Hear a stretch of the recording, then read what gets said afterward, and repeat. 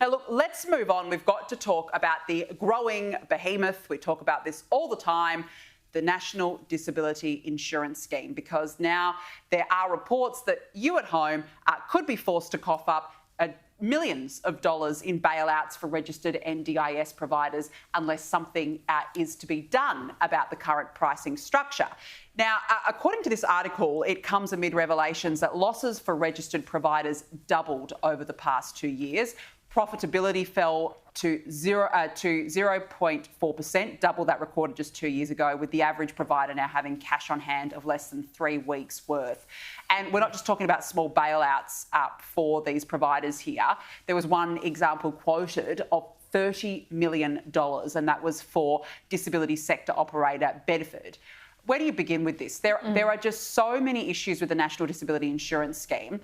Firstly, less than 10% of all providers are actually registered. So that's a problem in itself. So it's actually about 6%, according to a Watchdog survey last month. It's already costing us overall $52 billion this year alone. So not only has it outstripped Medicare, it's soon going to outstrip Defence. You mix that in with the rorts that we do here quite often, and now we might have to cough up millions more to try and bail out these providers. Look, I think that there is a worry because so many of these providers are going without watchdog scrutiny.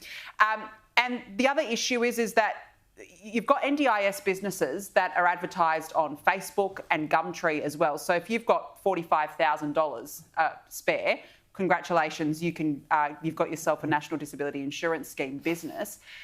I don't think that Labor has a hold whatsoever on this scheme, because initially it was designed for the most severely disabled, and it has absolutely blown out to being one of the biggest spenders in terms of government spending. And who's suffering?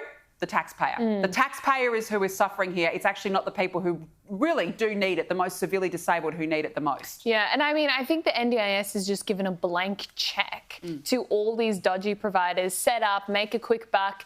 The adverse outcome of that is, well, not only are you not providing a great service, not only are you leeching off the taxpayers, but you're also pushing out not-for-profit providers. So that's the other thing that's happening. People, organisations who genuinely were there to care for the genuinely disabled, they're being pushed out of the sector because they simply cannot compete anymore. So all you're being left with are these really money-hungry for-profit providers. The whole system is a complete mess. And that's your Bedfords, etc. I mean, Bedford's been around in South Australia forever. Bedford, Barcooma, Minda have always been there. You know, they have sheltered workshops and these sorts of things. It's forever been thus. And you've got established outfits like that being driven out of the business. But as for the other stuff that, you know, across the entire NDIS sector, that most of them don't have more than 3 weeks' worth of cash there, I'm sorry. If you're not making money out of the NDIS, you are doing it wrong.